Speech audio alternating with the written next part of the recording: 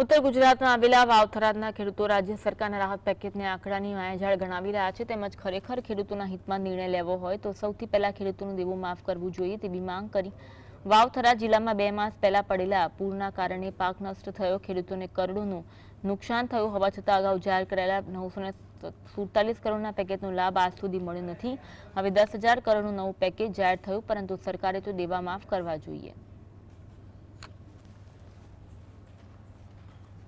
सरकारे जे अत्यारे नीति अपनावीने जे पेकेट जाहिर कर्युं ए एक लॉलीपॉप टाइपनुं छे। एटले मारी सरकार श्रीने विनंती छे के खेडूता बेठा थशे ने तो देशनी प्रगति 100% थवानी छे।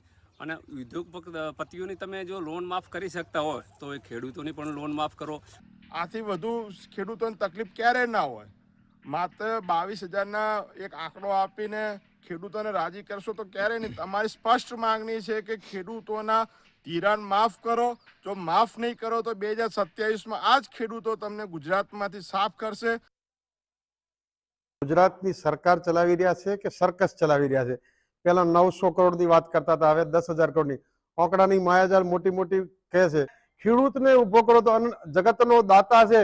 धूळमांथी धान पकवी अने तमे बधे बंगलामां रहो छो, एना रसोड़ा गरम करता हो तो खेडूतो अनाज पकवे तो ज छे। ए खेडूतना सदंतर देवत माफ करो। हेक्टरे 22,000 रुपया एटले कई ना कहेवाय। अत्यारे एक डीजलनुं बेरल नथी आवतुं। बेरल भरवा जईए तो 30,000 रुपया थाय छे। એટલે મારી સરકારને વિનંતી છે કે છેલ્લા અમુક ગાળાથી 3-4 વર્ષથી છેલ્લા અતિવૃષ્ટિ ભારે વરસાદના કારણે ખેડૂતો પાયમાલ થઈ ગયા છે। 2-2, 3-3, 4-4 લાખના દેવા થઈ ગયા છે ખેડૂતોમાં। એમને આપઘાત કરવાનો વારો છે અત્યારે। એટલે સરકારની મારે બે હાથ જોડીને વિનંતી છે કે સરકારે ખેડૂતોના દેવા માફ કરવા જોઈએ।